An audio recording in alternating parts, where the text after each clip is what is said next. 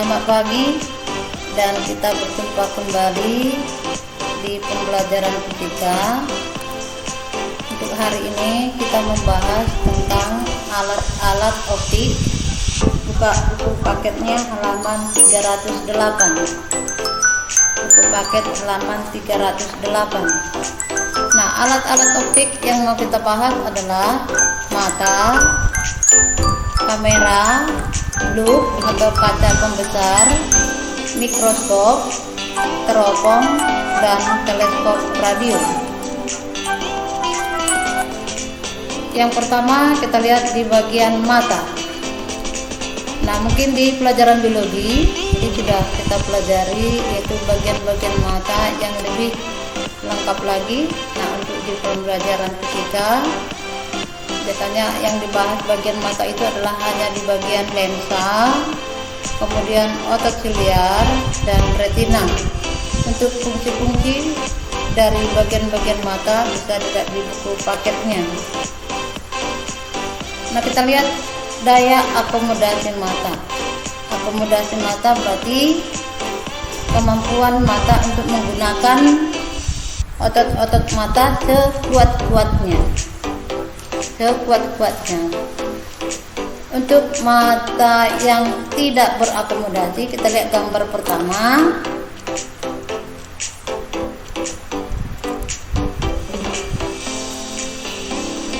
Nah, di sini ada lensa mata. Untuk melihat benda yang jauh, maka lensa mata itu akan lebih pipih. Nah, untuk mata yang melihat atau dengan menggunakan akomodasi mata, kita lihat gambar kedua. Untuk melihat benda yang dekat, maka lensa mata kita akan lebih cembung sehingga bayangan difokuskan pada retina. Perubahan kecembungan lensa mata merupakan daya akomodasi mata atau kemampuan mata untuk berakomodasi, disebut dengan daya akomodasi mata. Kemudian jenis-jenis cacat mata, yang pertama adalah rabun jauh atau miopi. Rabun jauh atau miopi. Orang dengan mata rabun jauh atau terang memiliki titik jauh atau PR-nya lebih kecil, tetapi titik dekatnya atau PP tidak mengalami perubahan. Hal tersebut terjadi karena lensa mata tidak dapat menjadi PP sebagaimana mestinya, sehingga sinar-sinar sejajar yang berasal dari benda jauh akan berpotongan di depan retina. Kita lihat gambar yang pertama. Nah, untuk gambarnya berpotongan di depan retina. Berpotongan di depan retina. Agar dapat melihat benda-benda jauh, untuk penderita rabun jauh, maka nilai S atau jarak bendanya adalah di tak terhingga. Jarak benda di tak terhingga. Penderita rabun jauh harus menggunakan lensa kacamata cekung untuk menghasilkan bayangan maya di depan lensa pada jarak yang sama dengan titik jauh mata, yaitu S aksennya adalah negatif PR, dengan PR tadi adalah titik jauh. Nah, untuk cacat mata rabun jauh, buat lensa yang digunakan adalah P sama dengan 1/F atau 100/F atau P sama dengan 1/PR.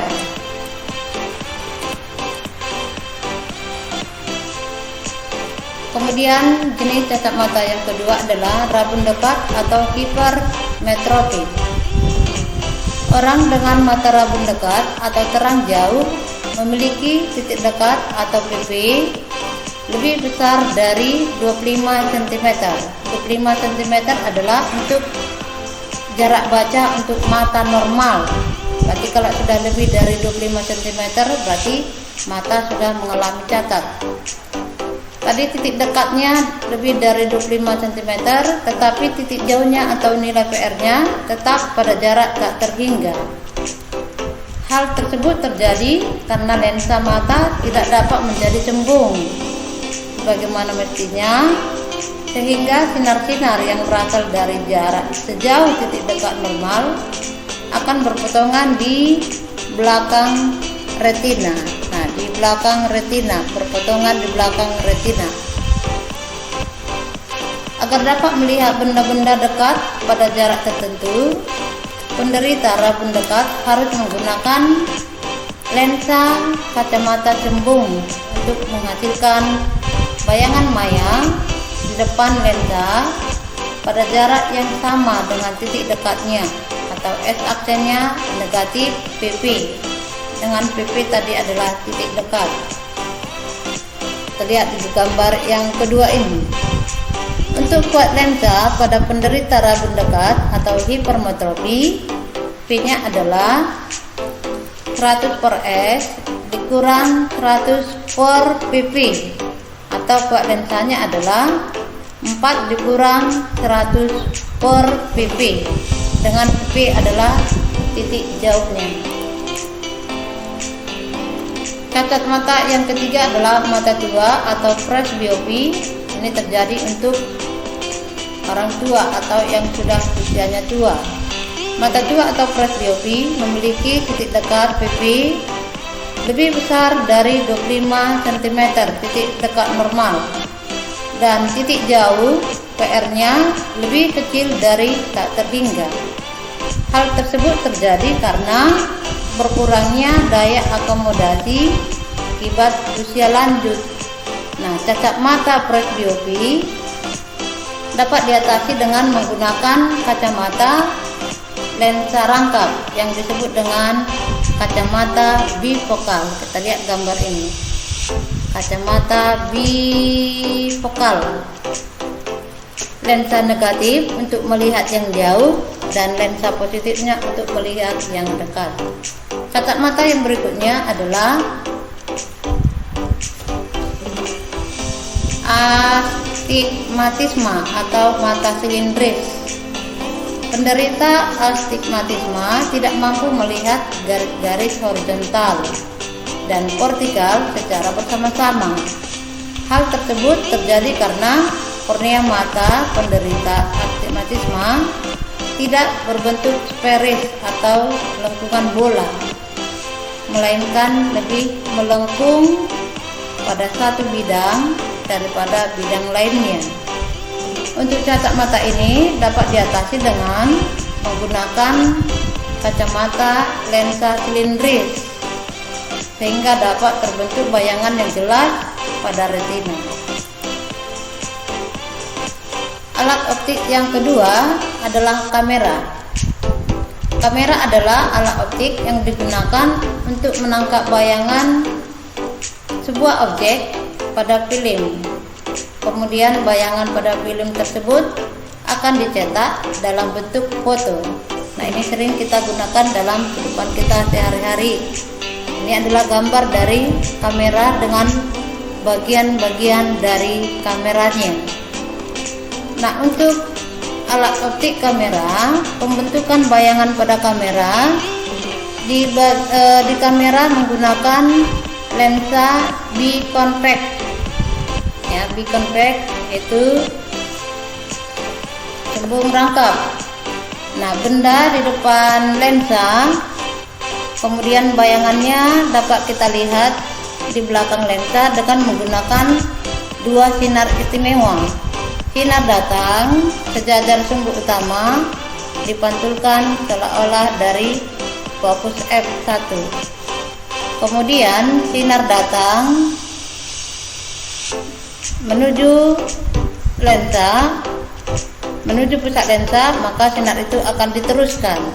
Maka perpotongan dari dua buah sinar bias, itulah letak bayangannya.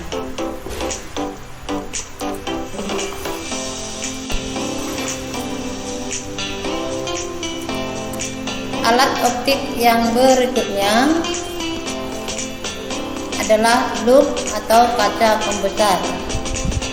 Lup atau kaca pembesar merupakan alat optik yang terdiri atas sebuah lensa cembung biasanya lensa biconvex.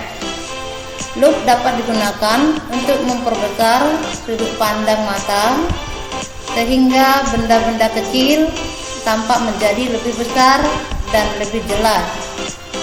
Bayangan yang dihasilkan oleh loop bersifat diperbesar, maya, dan tegak.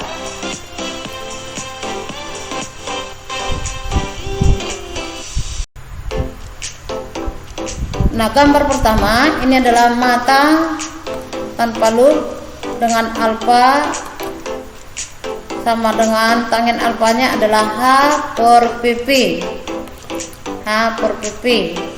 Kemudian mata dengan menggunakan loop, berarti ini sudah menggunakan sinar istimewa pada lensa, maka dapatkan bayangannya. Bayangannya adalah yang garis putus-putus, bendanya adalah garis utuh. Maka untuk mata dengan loop beta, tangen beta sama dengan H aksen per S aksen atau H aksen per PR.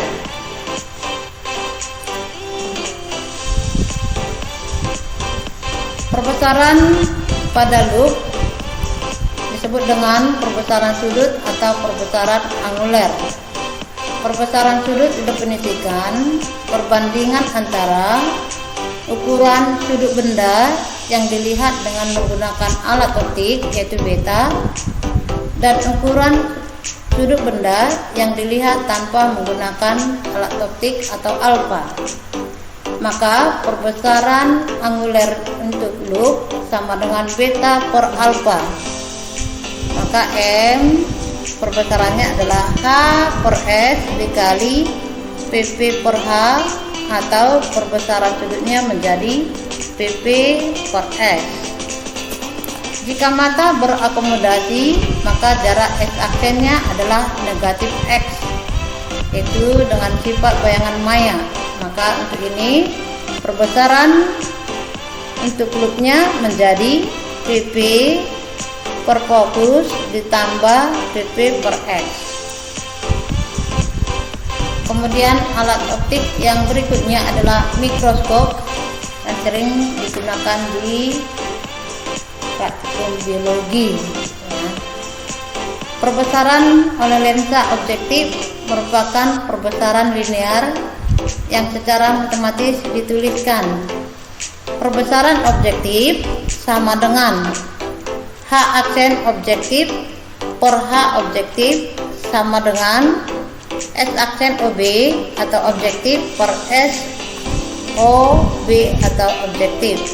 Nah, di gambar ini mikroskop terdiri dari dua lensa. Yang pertama adalah lensa okuler, yaitu yang dekat ke mata, dan lensa objektif, yaitu lensa yang dekat ke benda. Nah, sini dengan menggunakan sinar-sinar istimewa pada lensa, maka akan didapat bayangan akhir pada mikroskop. Jadi perbesaran pada mikroskop untuk perbesaran objektifnya tadi adalah H aksen OB per H OB. Ini kita ambil dari persamaan pada lensa. Menghitung perbesaran adalah H aksen per H dan S aksen per S. Nah, untuk objektif kita menggunakan atau menambahkan indeks OB atau objektif, berarti untuk lensa objektif. Kemudian untuk perbesaran total mikroskop, M total sama dengan perbesaran pada lensa objektif dikali perbesaran pada lensa okuler. Tadi mikroskop terdiri dari dua lensa, yaitu lensa objektif dan okuler. Berarti kita hitung perbesaran di objektifnya, kita hitung perbesaran di okulernya, kemudian dikalikan dengan jarak atau panjang mikroskop. Panjang mikroskop dengan simbol D adalah jarak antara lensa objektif dengan lensa okuler. Ini disebut dengan panjang mikroskop. Berarti dari gambar panjang mikroskop atau D sama dengan S aksen OB ditambah SOK. Maka nilai D sama dengan S aksen OB ditambah FOK. Jadi untuk perbesaran pada mikroskop tanpa akomodasi, perbesaran totalnya adalah S aksen objektif per S objektif dikali PP per FOK. FOK adalah fokus pada okuler.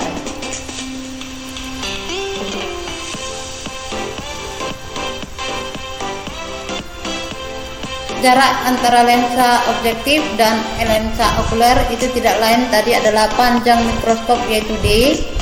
Nah, untuk perbesaran total pada mikroskop jika mata berakomodasi maksimum, perbesaran total menjadi S aksen OB per SOB dikali PP per FOK ditambah 1.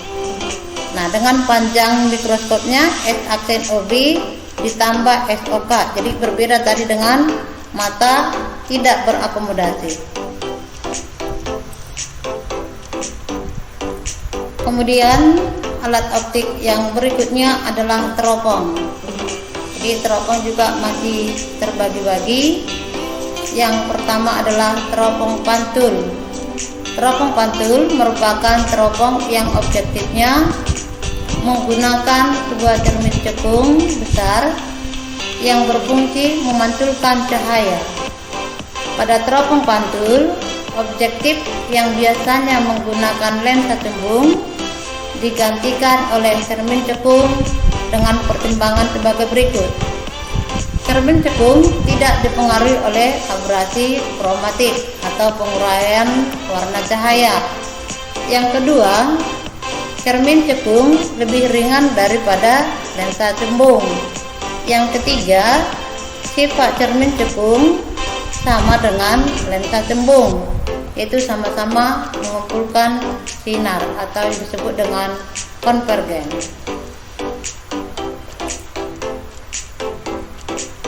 Teropong berikutnya adalah teropong bias. Teropong bias merupakan teropong yang objektifnya menggunakan lensa yang berfungsi untuk membiaskan cahaya.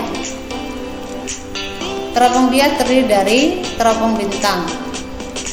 Yang pertama adalah teropong bintang, terdiri dari susunan dua lensa cembung. Bisa kita lihat di gambar ini, dua lensa cembung. Lensa cembung yang dekat dengan objek disebut lensa objektif. Lensa cembung yang letaknya dekat dengan mata disebut dengan lensa okuler. Jarak fokus lensa objektif lebih besar daripada jarak fokus lensa okuler, maka FOB lebih besar dari FOK. Pada teropong bintang, bayangan yang terbentuk bersifat nyata dan terbalik, yaitu tepat pada fokus lensa objektif. Adapun panjang teropong atau jarak antara kedua lensa pada teropong bias yaitu D sama dengan FOB ditambah FOK dengan perbesaran sudutnya M sama dengan S aksen per SOK. Kemudian untuk teropong bintang yang untuk mata tanpa berakomodasi, M sama dengan FOB per FOK.